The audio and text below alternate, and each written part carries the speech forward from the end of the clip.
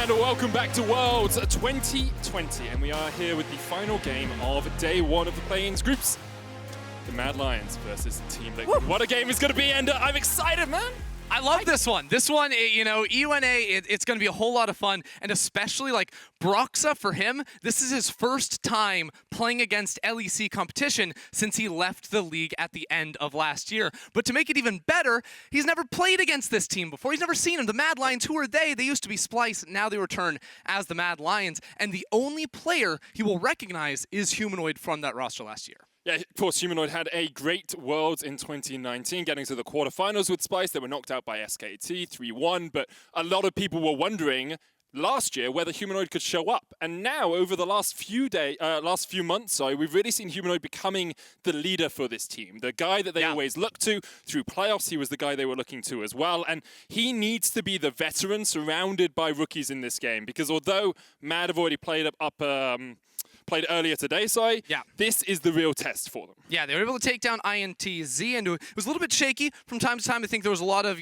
criticism thrown Shadow's way, who is known as a bit of an inconsistent player in the LEC, so needs to be able to step things up and turn it around for the squad, because confidence is going to go a long way for them. And especially since LGD have now lost a game in Group B, getting top position in this group and avoiding a possible matchup versus LGD in the play-ins knockouts is so vital for both these teams. Yeah. And for Team Liquid, this is going to be their first game they've played on the international stage this year. Of course, the other teams in their group have played a game apiece, but we get to see how they perform. And I think there's been a lot of strangeness going on, the whole situation with the quarantine and trying to wrangle that, not seeing your teammates for a long while. Last few days, they've been back together, they've been practicing, and you have a lot of faith in a lot of the names on this roster, but the new face Tactical, I'm really curious to see what he can bring to the stage today. Of course, you have a lot of experience playing against Tactical in the High School Star League, I believe it was, back in 2015, was it? 2015? Yeah, 2016. I remember his name because he's been a player that's been very high MMR in NA for a very, very long time, and,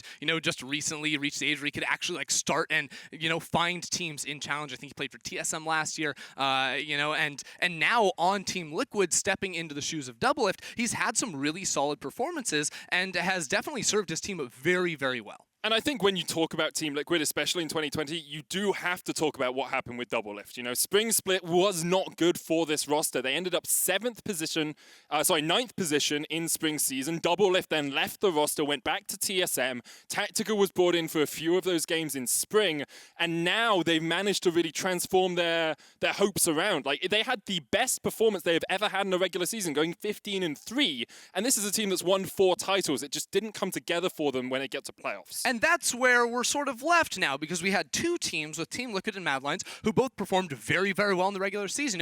After TL had a great performance, Mad Lions finished 2nd by 1 game in the regular season, but then fell down in playoffs. So had a lot of success in those best of ones. Here today, we're playing a best of 1, so we're hoping to see them in top form, but making sure they can work on the consistent improvements and gather that together when we go into those best of 5s, also going to be very critical.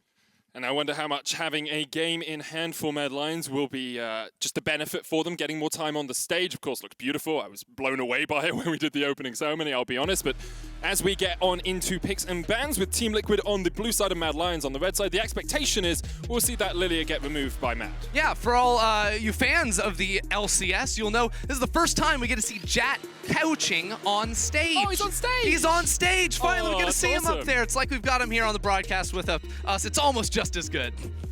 Oh, yeah, it's close. I'm pretty happy having you by my side for these games, I'll be honest here. And the Kalista taken away from Tactical. We saw him pop off on that versus FlyQuest during the playoffs. Was able to hold out a game even though Team Liquid ended up losing that series. Yeah, so last game we saw PSG willing to leave open the Lilia. Yep. Lilia got its first loss of the tournament. Do Mad Lions want to do the same? Because Mad Lions, especially at the start of LEC Summer, were known as the anti-meta team. When Varus was so insanely broken in bot lane, they were the ones that would leave it up and find these really hard dive compositions. They would always have a good strategy coming in, and I think having a break before Worlds, this type of team can come in with some very niche strategies. And you actually see Team Liquid being the first team to ban it on the blue side. Broxah's only played it once, they lost on it. Broxah, of course, has other pocket picks. The Lee Sin is going to be so contested between these 2 junglers. Graves removed. I wonder if this is just a Lee Sin for Broxah. See, this is where I'm like, I'm not sure the Lee Sin priority is actually that high, because they actually lock it in. It is. Okay, because here's the thing, is I know Broxah's Lee Sin is really good. I know Shadow's Lee Sin very good as well, but the meta in this tournament, we did not expect to follow the line of thinking of, we want Lee Sin in the jungle. So now that Broxah's on an old power pick, both EU and NA fans alike are going to know how much of an influence he can have on this. I mean, he was the EU Lee Sin. He was the guy that everyone looked up to, that everyone wanted to beat. This split, he has gone 8-2 on the pick. It has been banned against him 8 times in the LCS, and now we see Carzzy getting that Ashe, and it looks like Shadow is going to be on his Evelynn once again. Didn't give us the most stellar performance earlier on with some mechanical misplays and some decision-making errors, but hopefully he's got that comfort on the pick now. Yeah, this is a redemption game for him to say, yeah, game 1 it was shaky, we're going to pull it back, but now TL, I love this. Not pulling any punches here. Twitch is going to be showing up in the bot lane,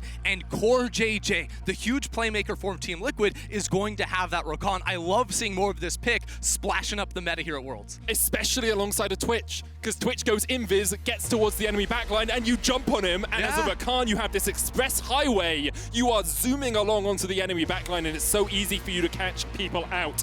I love it. CoreJJ is a stalwart of this team with his playmaking potential, with his ability to team up with Broxah, and I'm just already imagining the Lee Sin, Rakan dancing plays that we're going to see in some of these early skirmishes. Yeah, so it's really going to come down to like how do these solo lanes end up panning out for Team Liquid, because right now a lot of people say like, oh, Twitch, he's low range, he doesn't have that great of a bot lane, but with some CC supports, if you can stack up the poison, pop that E, you do quite a bit of damage. So Team Liquid can play a little bit of a faster style. If Jensen were to be on a champion, that could roam around, because of course, Mad Lions, once Shadow hits level 6, you have so much playmaking. You know, the Hextech ultimatum to find picks around top or roaming to mid, and that Ashe arrow can be super insane.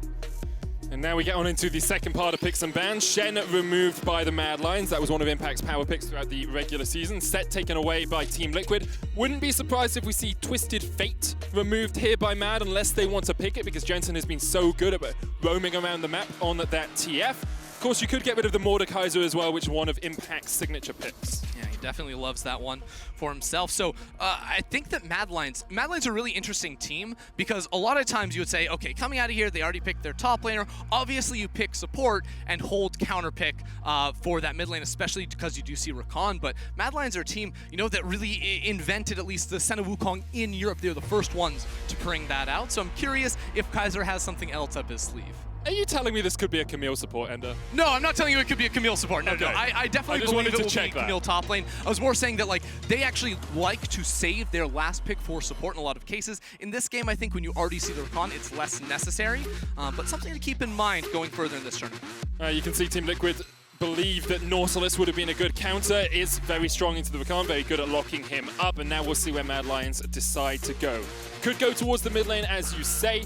Give Humanoid something he's strong at. Usually I'd go to the Orianna, but Mad Lions have decided to ban that out themselves, and instead they will get the Syndra. Yep, I love this. You get early priority lanes. You know Ashe is going to have a good time in lane. You know Camille is super safe in a lot of matchups with that Grass the Undying, and Syndra can control that middle lane as well and buy space for Shadow in the jungle, especially for a player that sometimes goes a little too deep on the invades. Making sure you have that safety net of strong lanes around you is going to be crucial. Now for Team Liquid, the Mordekaiser is that pick we said Impact loves to go to in the past, and he's going to be rocking that up against the Camille, but I actually kind of like the look of a Twisted Fate. You know, maybe not into the Syndra matchup, it's super great, but having the ability to influence the map and team up with Broxah can be pretty good.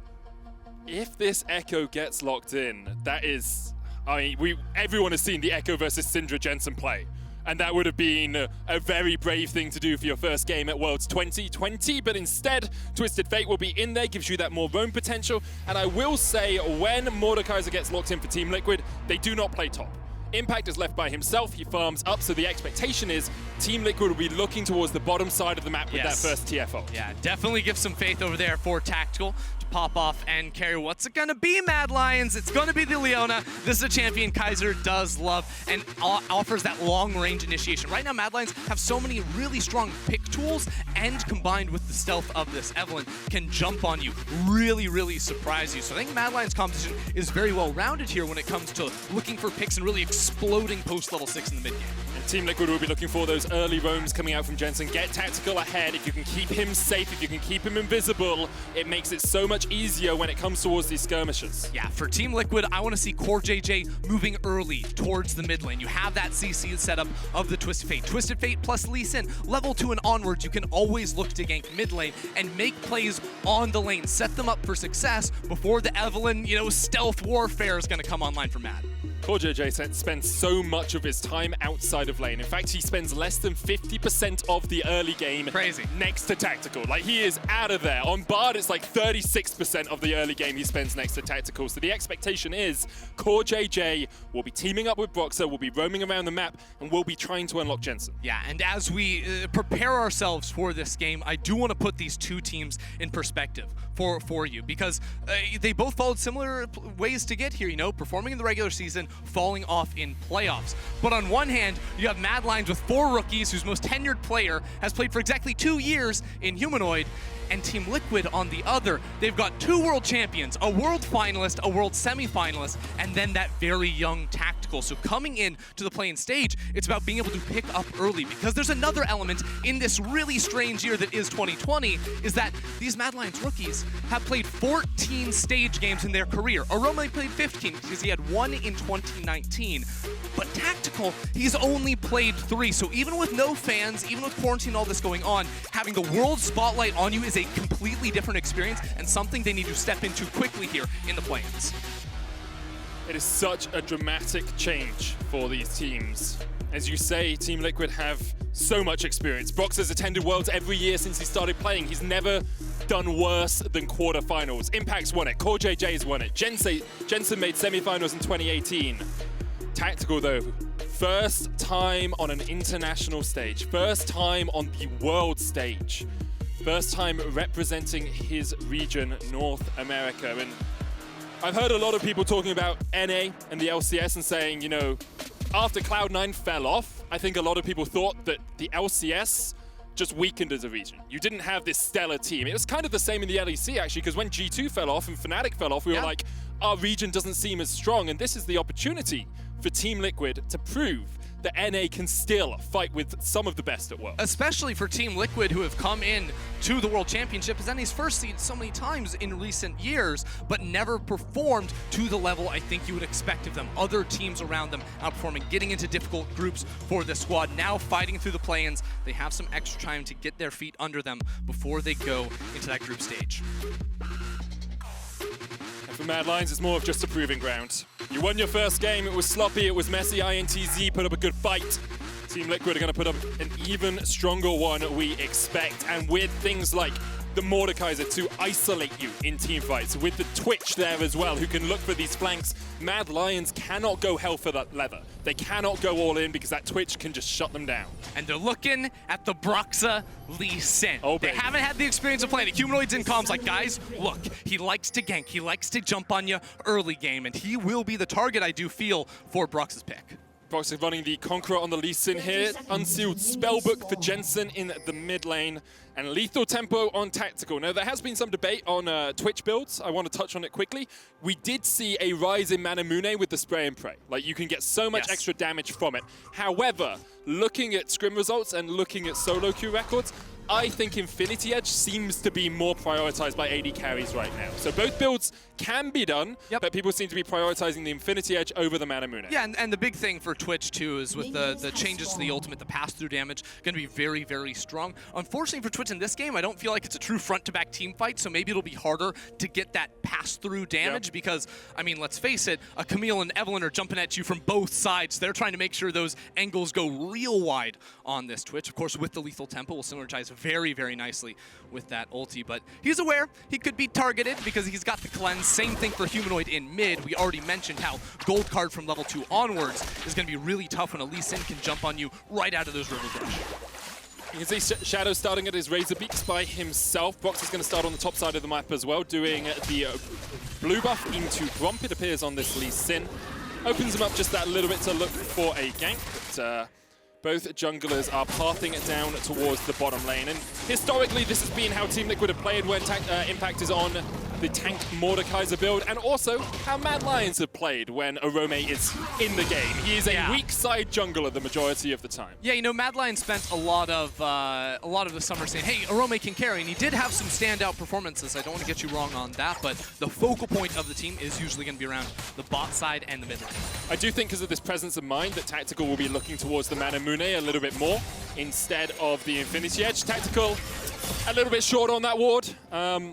Perhaps just nerves as he places it outside of the bush. Kaiser almost got the gold, and level 2 hit first here for the Mad Lions bottom lane. Yeah, #1 Liquid fan right there. The ward cheering out as we do see the pass through the scouting from Carzzy. I believe that one did end up spotting out Broxah on the Wolves, and they're going to be able to push this one out. And even if it didn't, you see that the Grump's down, you see the Blue's down, then you know that Broxah has been on that side of the map, right? It's pretty easy to evaluate, and at this level, Mad Lions should have a very good idea of where Broxah is. Kaiser and Carzzy have pushed up that bottom lane, and you can see now Kaiser saying, okay, let's get a ward in the tri-bush, let's make sure that Broxah can't find a gank. In fact, just going to place it behind the Dragon Pit. So I was wondering for a second there if Carzzy was going to try to take that quick early reset into a roam from Kaiser. We were talking about a bit in the last game, but I think their push into the tower came a little bit too late. So this next minion wave had already come to try and reinforce. They're going to be stuck down here in the bot side, but some very early vision inside Team Liquid's jungle. They're aware of the Broxah Lee Sin and how it can look to influence, but you'll notice there are some pockets in which he can attack because those deep wards do not actually cover the tri-brush that he could slip on through. And the question is whether he'll be able to work his way around that. CoreJJ with the sweeper is going to go up and clear the ward from behind the Dragon Pit. We do see a lot of supports getting sweeper early to do things. Right.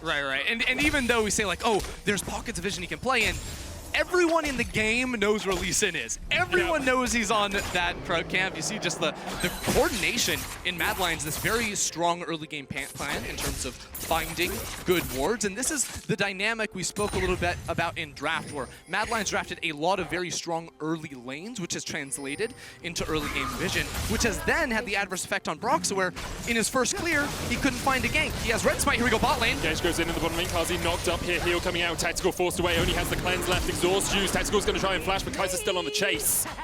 And Tactical will be able to get himself out. Exhaust and flash used on the Team Liquid bottom lane. Only the heal from Mad. No ignite actually popped yet from Kaiser. He was waiting to see if that cleanse was going to be used by Tactical to get out of a stun.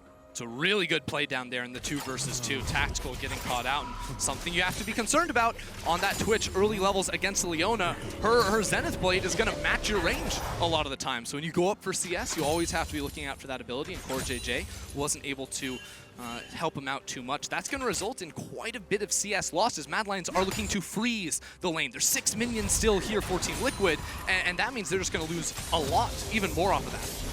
Well, better champion to freeze the lane than Ashe. She has freezing on every shot. Yeah, but you don't want to shoot the minions to freeze. It's a little bit counterintuitive on that pick. That's true. Yeah.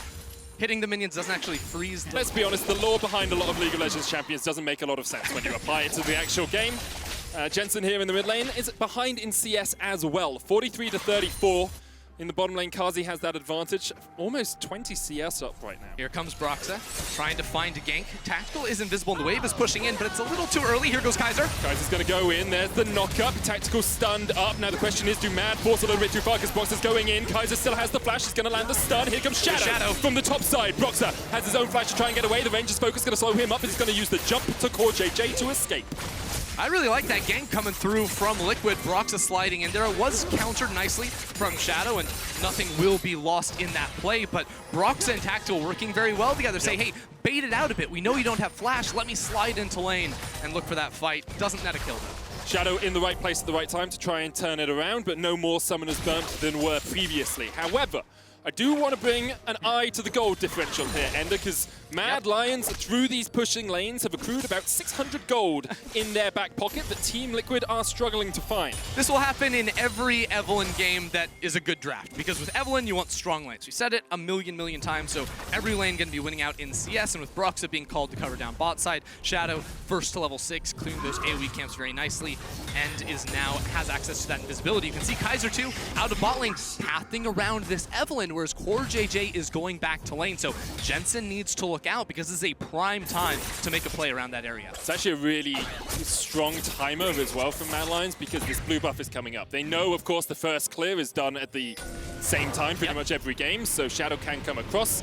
Jensen's going to try and get away, and that's just messed up, dude. Yeah, I mean, it's smart from Kaiser to stop the back there from Jensen. He does have teleport, so he should be able to get back into the lane, but it gives Shadow just that little bit more time to make sure he can steal away this blue buff, and now Broxah is well in arrears. Yeah, it's something, if you haven't followed LEC closely, Shadow is known as a jungler that loves to invade camps and steal them away. Sometimes to a fault. We saw in playoffs not really working with the rest of his team and him getting caught out on camps, but there it was very clear we want to attack the blue buff on the respawn timer, moving Kaiser to that top side as well. A much better, a much more well thought out and planned look from Shadow to make that happen. But now for TL, Jensen has level 6. Broxah has access to the kick too. Like, I'm waiting to see them make a play because if it doesn't come, it could be tough. Oh, it looked like Broxah is trying to sneak in here in the top lane. Orome used the hook shot to get himself away. Shadow is shadowing Orome in the top lane as well. Here's the problem with waiting until level 6, ganking with Lee Sin, is now, unless you know where Evelynn is going to be, her counter gank, her attack is going to be stronger than yours. I think with Red Smite right now, Broxah might have a solid window to make a play, but once Shadow finishes off the Runic Echoes, that matchup is going to swing wildly in his favor. Broxah's trying to get the Rift Herald here as they did spot Shadow doing the Krugs. Broxah is just that little bit behind in terms of experience, about a level in the end deficit right now, but he should be able to secure the Rift Herald, although Orome is on his way across. You can see CoreJJ actually roaming away from the bottom lane as well. He's already in the mid lane. Humanoid will join the party, but Mad Lion's very willing to give this one up. Sacrifice the first Rift Herald and try and get some pressure elsewhere on the map. Can Mad Lion set up a pick on the Tactical? Tactical getting a lot of respect, just farming underneath the tower for the time being, as Carzzy did tick over to level 6. But remember, Tactical is rocking the cleanse, and his flash will be up very soon. So Mad Lions have not been able to punish Tactical losing that flash very early on in the laning phase, so that slight misstep is not actually going to come back to bite them. And Tactical actually does a really good job when CoreJJ is out of lane. Like, he averages the third most gold at 10 minutes out of all AD carries in the LCS. He's usually ahead in CSD at 10 minutes as well. Here, he's struggling a little bit, but he's very good at sitting back, absorbing pressure, and letting CoreJJ get out of the lane. Yeah, and I want to see CoreJJ get out of the lane. I want to see TL make some more plays here, because one thing that's so beautiful in their composition, a combination I absolutely love, is Twisted Fate plus Mordekaiser. Because Mordekaiser ult is effectively a giant snare, and then popping out of the snare, all of a sudden, Jensen with his Destiny Gate can show up. So there's some very easy setup to try and punish Orome. And the bonus is Jensen would be able to spot out wherever Shadow is on the map too with the ultimate, so they could call off the play if it was going to be countered out. That's something I'm missing a bit here too, because with all the deep vision Mad Lions have had, Broxah has tried to sneak into a lane a couple of times, but hasn't been able to actually find his mark on a game. As you say, it's all about that early vision control that Mad Lions did acquire. CoreJJ has now hit 6, has the quickness. Tactical look at the ambush, but won't go in. Carzzy still with the flash heal available, makes it very hard to target him, and now Shadow working his way towards the mid lane for what is pretty much his first gank of the game if he finds Jensen. He's already got the Runic Echoes finished. Jensen, the charm is available here for Shadow. He lands it, and Shadow's going to put a lot of damage down with the Hate Spikes. Won't dive back with the last embrace. Okay.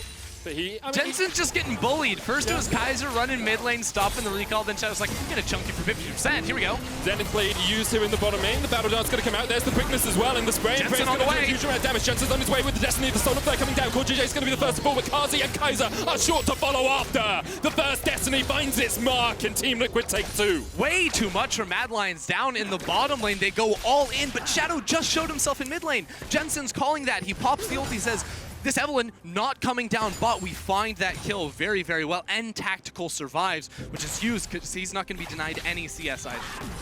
Humanoid will be able to get a plate and a half in the mid lane, but Jensen back here with a kill, sitting about 20 CS down. Very good first roam from him on this Twisted Fate. And we said it in draft, you know, that's what we expected. They should go towards the bottom lane. Tactical did a really good job of not even having to use summoners in that bot lane fight. In fact, Core could be in a bit of trouble here with Shadow and Kaiser in the way. Kaiser doesn't have it's good game sense. Obviously, Humanoid really pushing the mid wave gives it away a little bit, but CoreJJ autos twice like, oh, I smell something going on here, and he's going to be able to back away, no problem. As the game sense that comes from having so much experience on the international stage. Mad Lions might look to start up the Dragon. They will. There was a control wall just put in the back of the pit by Broxah, but it looks like Broxah is willing to give this one up. Yeah, it's good map play, right? Jensen just reset, and Orome is sacking a wave in top lane to walk down towards mid, either look for the gank or transition that into Dragon pressure. Mad Lions was able to pick that one up all right. But I do want to point out the most value boots purchase of all time just came through from Jensen with the Mercury treads because he's against double AP, mid and jungle.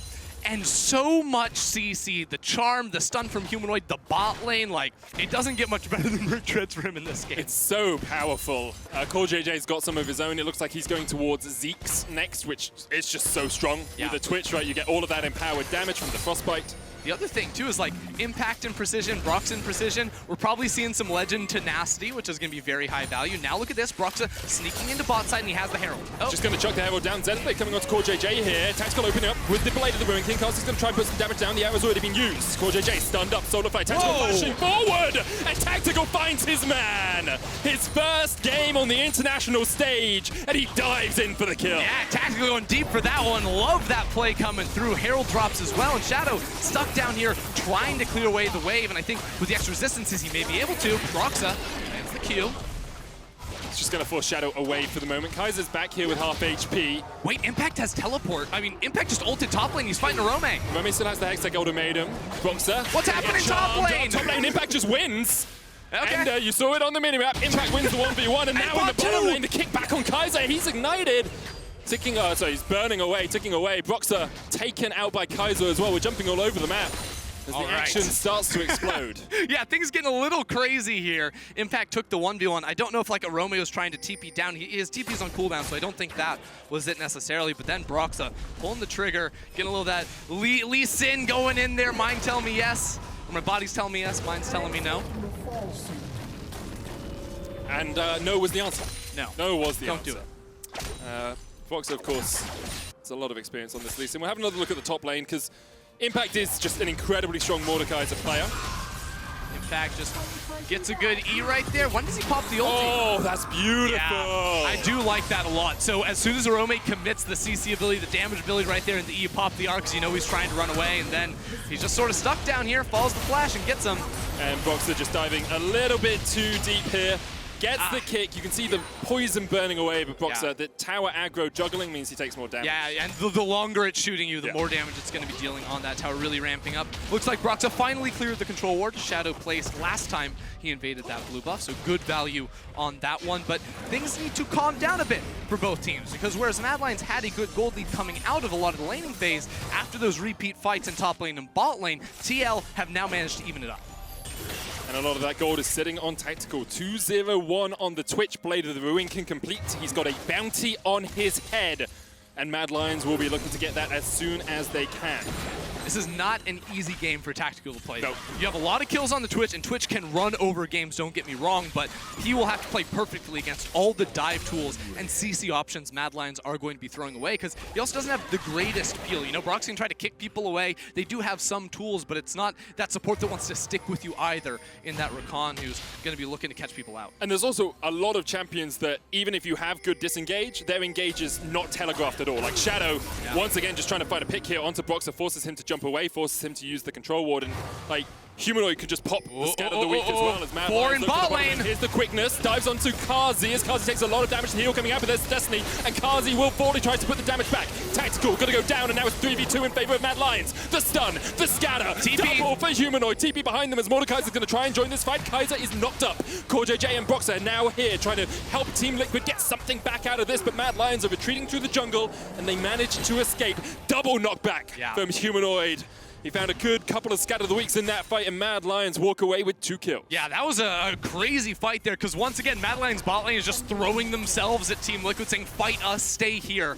Tactical did get one of those kills, or at least the assist with Jensen coming out to support. But I think overall, this has to be a win for Mad Lions. They trade up in kills in the bot lane. Orome, whose teleport is just now coming up, gets the tower, and it falls in mid lane too because of the retreat path from Mad Lions walking through Team Liquid's jungle. They get a lot off of that play. And there's no better feeling than towers going down as this Evelynn. Look at this. Shadow's looking for Impact here. Now Impact has the death realm. Wait a second. Shadow into it. Shadow looking for enough damage to use his last agony, but yeah. Okay. I will say, get him, Impact. as an LEC caster, Shadow has been disappointing today.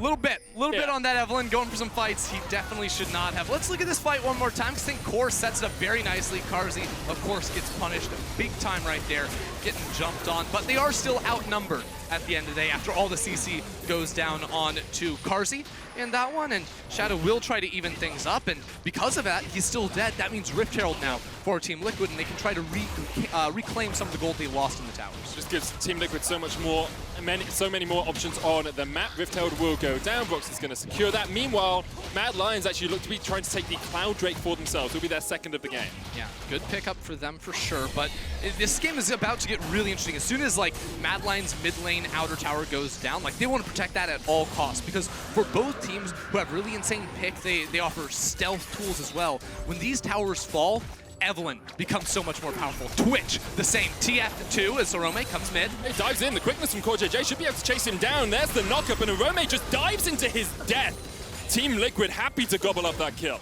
Just very odd jumping forward there with Carzzy and Humanoid, both down in bot side, and TL punched straight back here. That's the mid lane tower the Mad Lions didn't want to fall. Now that goes down, and now look out for Jensen porting around, for Tactical popping up on you in the side of the lane. It is about to be really, really scary, and control wards are the name of the game. Yeah, Tactical's about to go back, and he's probably sitting, I would say, on about 2K right now. He's taken that top tier 1, top tier 2. He's going to have a bunch of gold in the bank. Jensen's going to back in front of Shadow. Shadow will stop him with the smite. Jensen's going to lock in the gold card. There's the solar flare. The arrow coming out as well. Stopwatch will keep Jensen alive for a second. Flash away. Flash followed by Kaiser. And the last embrace from Shadow just about gets him out. Good kick from Broxah. Will peel away for Jensen. CoreJJ jumping across the wall as Carzzy. Orome wants to chase this. Forward. Orome looking for the chase as well, but perhaps they're going a little bit too deep. Tactical's going to join this fight in just a second. Hexagon Maiden's going to dodge away from the gold card, and Jensen will be the first. Look at the top side. Humanoid. Tactical in the top side. The Unleashed power is available, but the Scatter of the Weak does not connect. Off towards the bottom side of the fight, though. Impact Mad is Lions still won it. Mad Lions still chasing. Tactical's going to flash away. The charm doesn't connect. Good positioning from Tactical. Flashes at just the right moment. Yeah, the flash was beautiful coming through from him. Still a minute before the Baron spawn, so everyone's going to lick their wounds and walk away. Just that first kill, I think, for Mad Lions going on to Jensen, but seems to be the consistent play here of Shadow getting a lot of these jungle camps away from Broxah. That's already a 1-level lead, level 11 now for Shadow, but I mean, if Humanoid's not connecting the stuns, if Orome's not connecting the hook shots either, and Tactical's able to dodge away, now with 2 finished items, the Runon's Hurricane, he is going to become even more of a menace. I am so impressed by Tactical this game. Like, his willingness to flash forward, his laning phase when CoreJJ wasn't there. Look, he made that one crucial mistake, losing flash at like level 3 in lane, and since then has looked quite good punching back against all of the attention and pressure that Mad Lions have thrown into that bot lane. There's a reason that Team Liquid invests so many resources into him. Between the 15 and 30 minute mark, he gets 30% of his team CS. Like, he is funneled. And right now he has a Runans and a play of the Ruin King, and he's playing a late game hyper carry. On the other hand, we just saw Mejai's finished off for Humanoid. If you're an LEC fan, you're like, I don't know, I've seen that picked up before and not work out beautifully. We'll see the play one more time, because Jensen, hold on. No, he won't. CoreJJ's going to have to dodge away. Tactical. He's down. English power is enough to get him. Carzzy's ticking off towards the backline. That poison from the Twitch is doing work. Deathscar's going to pull Impact back as Orome dives away. 1 kill down, second as well for Team Liquid, and now Humanoid is getting chased out. Shadow gets 1. He's stuck in the Death Realm, and there's nowhere to go. Down. All right, TL fight back in the mid lane, 3 for 2 in their favor. Even losing Tactical, Impact showed up in that fight and held on to his ultimate to just get that last pick-off kill. They should be able to find a tower off this as well. It's just great stuff from Team Liquid. They were able to kite back. You can see how much was invested by Mad Lions into killing Tactical, and the Mejai's immediately loses any stacks it could have had as Humanoid dies. To be fair, he only had 4 stacks to begin with, so he didn't lose that much, you know, if we're talking about 4 is 4 more than 0. That is true. Yeah. We'll see if he can pull it back. Of course, had a pretty good start to this game, a lot of kills on that champion, but really punished in the last fight. Do want to highlight Team Liquid now extending their gold lead 2,000 gold ahead, and we'll have a look at how this fight began. Because I think TL are the ones to start. Both teams really looking for it here, jumping on towards Carzzy. But Tactical on the backside is going to get hugely punished. Humanoid and Kaiser unloading everything onto him, but they take so much damage in the process. Impact is a beast. He cannot be killed. Mad Lions, without an AD carry, really alive. Carzzy was so low they couldn't turn onto him. And Humanoid, stuck in the Death Realm, will not be able to contest this Mordekaiser 1v1. Impact's off towards the back of this fight. It's locked up with the Solar Flare. It's going to pop the stopwatch. Orome coming down from the top lane. Scatter the Weak doesn't connect. Team Liquid will disengage. Just having a quick look to see what summoners were burnt there. I didn't really see too much. So Impact didn't have his ultimate. If he did, that goes on to Carzzy, and it is bad news for Madlands. He also used his teleport to get into that fight. 30 seconds from the Drake as the arrow does not connect. No flash or cleanse on Tactical for this fight. Kaiser's going to hex flash around the corner. Look at Shadow underneath. Shadow is behind them. Tactical pushing in. 30 seconds on the Drake. Very important Drake here for both teams. Team Liquid want to stop the Mountain Soul from being taken by Mad Lions. TL are in a better spot for this. Mad Lions, Carzzy, Kaiser, they don't have their ultimates. I think they're going to give this one up.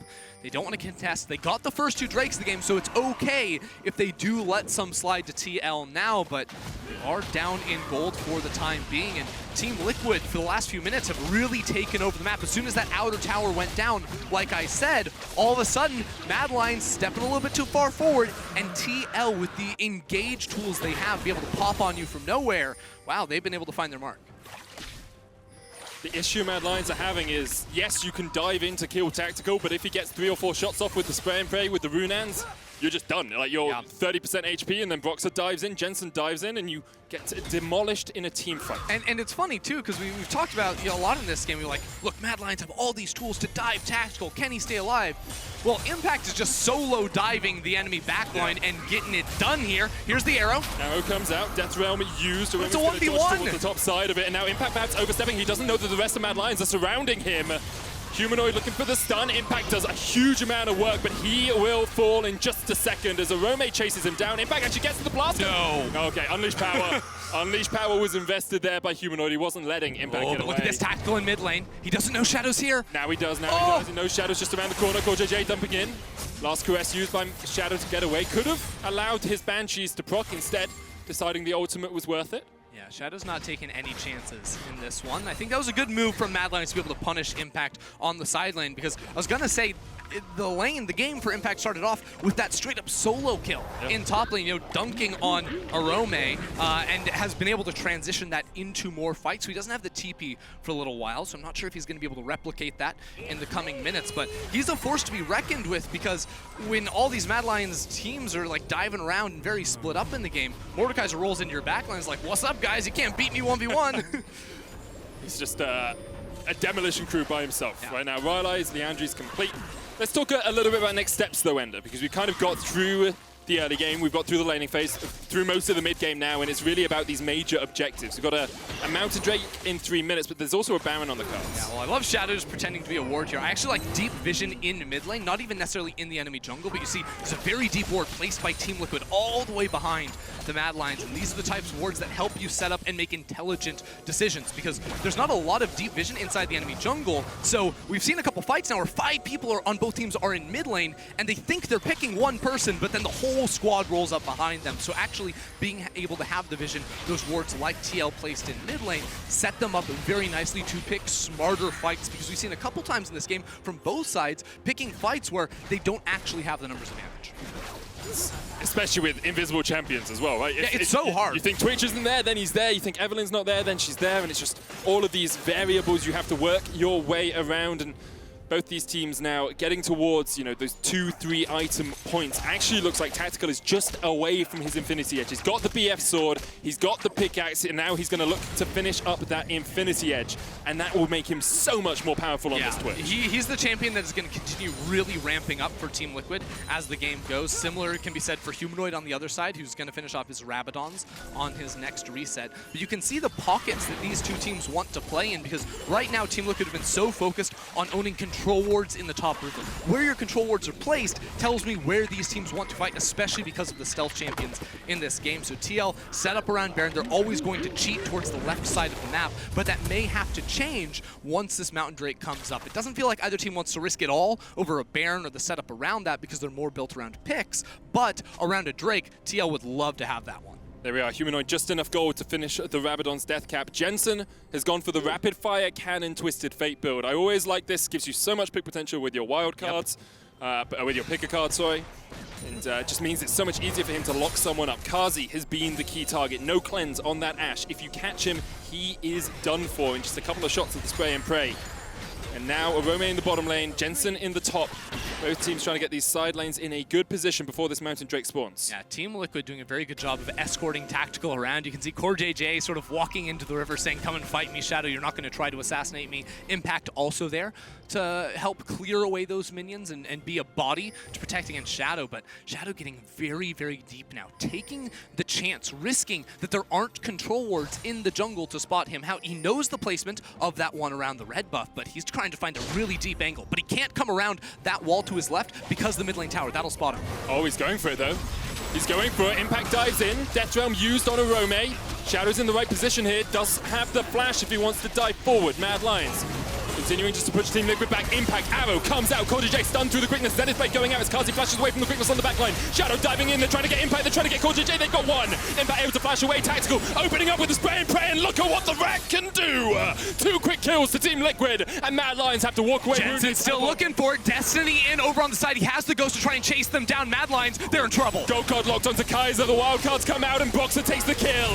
Next up on the menu is Jensen for Orome. He answers with 1, but it's a 3v2 in favor of Team Liquid and Broxah still hits the kick. Sonic Wave has landed. Orome retreats away.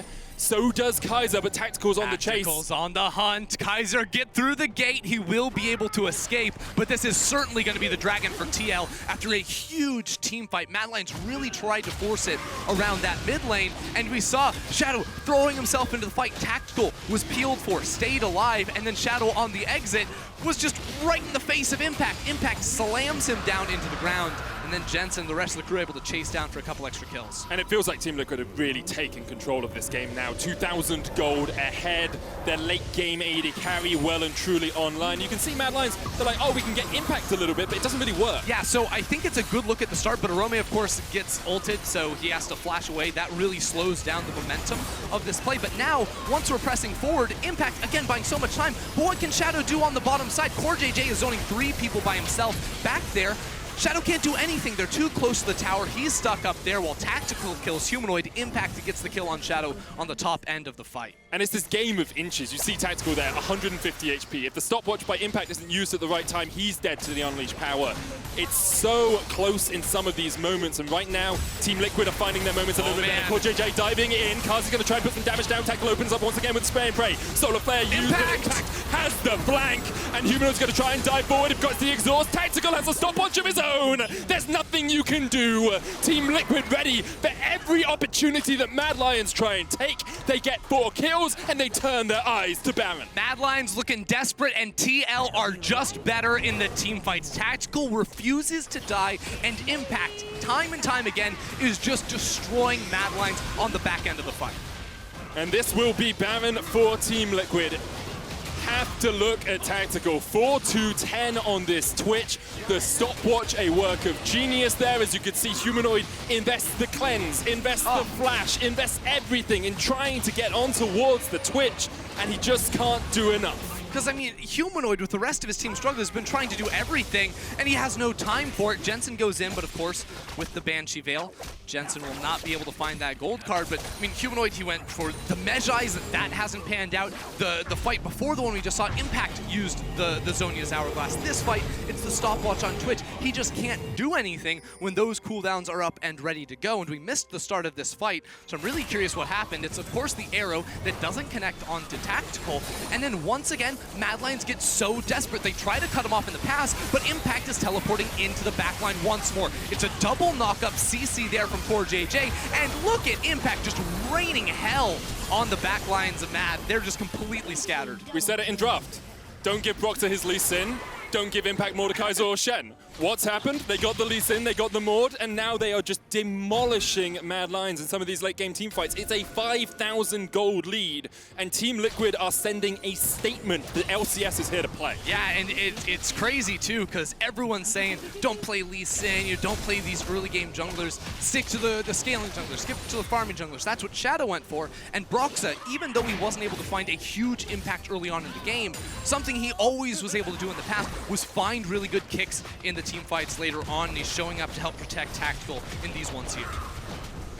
And right now with the Baron buff, 1.5 minutes left on it. Team Liquid actually, historically, do not win while they have the Baron buff active. What they do is they break open the base, they take an inhibitor, and then they back away, reset, and then look for the push on the next time they can find a good fight. So expectation is here that Team Liquid will not win the game in the next minute, but they will get a lot away from Mad Lions. Yes, hitting the towers here is the hard part. There's so much long range in CC from Mad Lions that it can be difficult, but Tactical has a cleanse. He now has a QSS, so even though the stopwatch is down and Humanoid can have the damage stick to Tactical, the CC will not be able to, and that flash is going to be returning very, very soon as well. So there was maybe a window where that was down. The Mad Lions could look to fight, but right now they are turtling up as best they can in base. Mad Lions just trying to work out an avenue of approach, trying to work out something to do. They have struggled historically throughout the course of playoffs and throughout the course of the regular season when people really put them on the ropes to find these different avenues, to find a new playstyle. They tend to just throw their heads at their opponents and hope that they can continue to win. And here comes the TP from Team Liquid. Impact keeps Orome in the realm of death. Orome is going to try and get away. Good hookshot wall dive, but he is stunned up, and CoreJJ now has a flank position. Death's Grasp will drag Orome back alongside the Gromp, and immediately Orome knocked up and taken down by Team Liquid. 18 kills to 10. Team Liquid well in control of this game. 10 seconds left of the Baron buff. Can they actually break this turret with Orome down? I don't think Mad Lions can threaten. Humanoid's in the top side too, so this one is going to fall. Inhibitor tower #1 taken here by Team Liquid. 33 minutes in, they're shepherding the cannon in as well. Mad Lions might look for the flank. The arrow goes out, goes really wide. Yeah. That one doesn't clear away the minion waves, but Shadow is here around, and he reveals himself too. What are Mad Lions doing? Quickness coming out, CoreJJ knocked back, but Humanoid's already dead, and there's the second. They're looking for Kaiser, trying to get on Carzzy on the back line. Tactical flashes forward once again. Look at him! He's a madman, but he cannot die. Tactical, take a bow, young man. Your first game on an international stage, and not once, but twice, you flash into the face of your enemies and you take them down. Team Liquid claim North America's first win at Worlds 2020. Team Liquid playing the team fight game right there and beating down on the Mad Lions, and Tactical in his 4th professional stage game ever, showing up with the aggressive flashes time and time again. It was a good look for TL in game 1. It really, really was. Mad Lions, they'll be licking their wounds a little bit, you have to say. Their performance against INTZ earlier today wasn't the most convincing here. Their early game was good at times, but Team Liquid were able to keep them at bay, keep them at arm's reach, and then in the end, shut out the game through superior team fights. Jensen just waved to the imaginary crowd. From up high, you know, in the Shanghai sky. You do love it for them. But on the other side of things, we're once again looking at a Mad Lions that look a bit shaky. Still smiling, not down on themselves too much, but game 1, it was a win, but shaky. This game also shaky and a loss. And it's important to remember that this team really found their footing in the online era of the LEC, and now not really adapting to the international stage. I'm curious if they can turn it around in the next games. I mean, they do have a little while before they play their next games. I believe it is on Monday, actually. No, they have one tomorrow, one Monday. Yes. So they've got a little bit of time. They're game 6 tomorrow, so they can just work things out, have a little bit of a think, and hopefully come back stronger. Because, of course, #1 seed in each group gets straight through into the group stages. However, #2, #3, #4, they are fighting through knockout rounds to try and get into groups. It's going to be a difficult road if perhaps you meet up with, say, LGD, who are looking like they might be the 2nd seed out of Group B. Yeah, and I mean, this Group A is looking a little exciting because I think we now have 3 teams with 1 win. Mad Lions not able to double it up right there. So this group looking pretty tight. I'm excited to see what's to come. So am I, and be sure to tune in after the break as we look at the best moments from day 1 of Worlds 2020. It's Worlds. Oh yeah. Hi.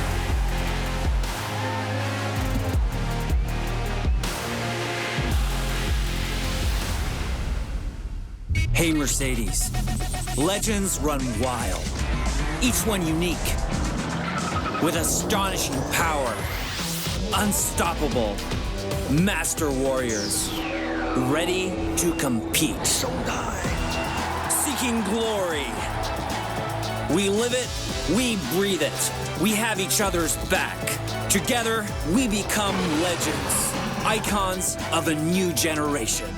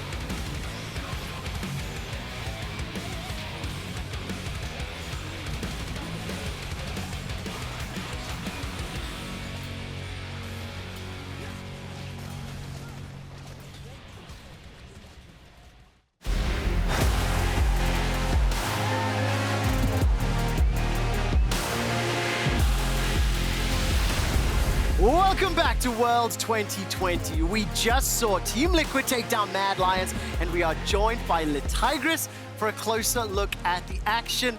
Gabby, it is such a pleasure to talk to you on air, on broadcast, and to interact for the first time. I am so sad that we have to be an ocean apart because of the pandemic. But congratulations, North America strikes first blood in the NA versus EU rivalry.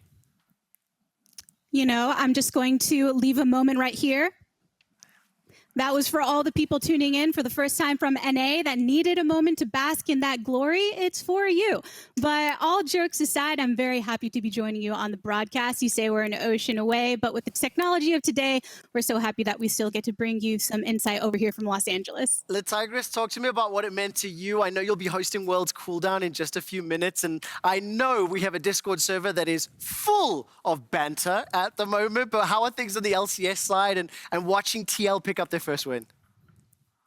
Oh, I mean, that's obviously an amazing moment for everyone from the region. But I think above that, even so, everyone's just excited to be tuning in to the plays that we had today, to all of the games in particular. So having day one in the books has to be the most exciting thing of all. Yeah, definitely the case. Let's turn to Kadril, of course. Mad Lions lost. Where did it go wrong? There's a few things I feel like went wrong. I think the draft was the main part. I think they banned out Graves third on the ban phase, and then they tried to go for the Lee Sin 1-2. And then when TL responded with the first pick Lee Sin, they went for an Evelynn, and I think TL just drafted really well around it. They had the TF, they had the Mordekaiser. And Lee Sin Evelynn, it's not a good matchup for Evelynn. And then the fact that you have an Evelynn who wants to play over side to get the Camille ahead, and them not banning away the Mordekaiser, just basically meant that every time Evelynn went to a side lane, she either gets Mordekaiser ulted and dies, or the TF ult comes in and kills her. So it felt like the draft wasn't really playing to their strengths, and it felt like the game was just a complete ARAM, and eventually TL won because they just played team fights better. I'm so impressed by Tactical. His Twitch was fantastic. Despite being focused so heavily by Mad Lions, he had a huge impact that game. Team Liquid end up picking up the win. You can see how close the game was up until what? 25, 26 minutes. A couple team fights in the mid lane, you know, pop off. And TL and Tactical, they pick up their first win of the day. So congratulations to Team Liquid. Mad Lions end up going 1-1. Let's take a look at the standings as well. The big surprise is PSG Talon with the substitutes going 2-0. Letigris, I know I was asking whether or not you've had a chance to speak to some of the guests that you're going to have on cooldown, but what are some of the big takeaways from your side of the world when we look at the results and we look at the games that have already locked in? Well, I think for one, you mentioned the fact that PSG Talon were able to come through with a 2-0 victory, which is that much more impressive when you consider the fact that they had subs in. Yes, we heard from the interview that there were some previous synergies with these players that were able to assist them in keeping within the running for these early games, but knowing how easy it is for you to slip off in the play-in stage to get an opportunity to get to groups, you need to be able to pick up those wins where possible, even when you are facing what could be seen as disadvantages. Yeah, and I feel like the first game they had against Rainbow 7, it looked decisive. They echoed the set, PSG were popping off. But then the second game against LGD, it's one of the most surprising things, the fact that they take down the fourth seed from China, and they do it in a way that's not, like, it wasn't unconventional. They did it conventionally, they just played really good League of Legends, they played really well in the team fights, and the Dragon control was just insane. I mean, I'm so impressed. I'm very interested to see how the rest of this group stage is going to play out. We have 7 games tomorrow, which is going to be insane. Before we get to start looking ahead, though, let's talk about the Oppo player of the game. 4TL versus Mad Lions, and I don't think it'll be a surprise to many. It was Impact. I think Tactical would have been in the discussion there as well, but congratulations to Impact for that one. I was wondering if we had any clips for that one. No, we don't. So, Letigris, there we go. That's what I was waiting for. Mordekaiser, you were talking to me about him versus Evelynn. Impact was really carrying this game. He was winning his lane, he got solo kills, the jungle came to help out, he kills the jungler as well. The team fights, he was like Q flashing in, finishing off people, ulting another one, pulling him in. Every fight it felt like he got a double kill, and we're seeing here, Evelynn, I want to play over side and win my Camille. I want to get Camille head. No, it's a 1v1. Impact just kills Shadow. I feel like he really ran away with the game. He played so well with his lead, and I just feel like in team fights especially, like even here, he was just popping off. Yeah, absolutely the case. Tomorrow, we're going to see a couple of very exciting games. Team Liquid will have a few more under their belt. I do want to ask Kadril and Letigris one last question before we head off. First of all, V3 versus Unicorns of Love. You said V3 are getting out of groups. I think UOL are getting out of groups. So Tell me what you think about their matchup, and then Tigris, who do you think will be one of the dark horses to surprise? Well, V3, I like their aggression. I love their jungle top synergy. I think they play so well around it. I just feel like UOL is a bit inconsistent. Even with leads, they sometimes throw it away. And I'm just on the V3 hype train. LJL all the way.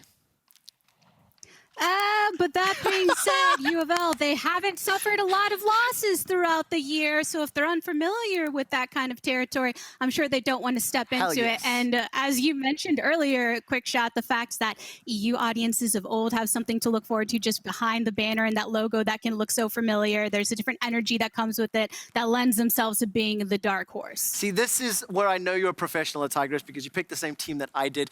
This noob over here knows nothing. Okay, boomer. You'll losing tomorrow. We will soon discuss all the action from day one as Tigris will be joined by Mark, Z, and Spawn. Please get ready for World's Cooldown. Tigris, I'm looking forward to talking more throughout the championship. Cheers! Gonna have a good time.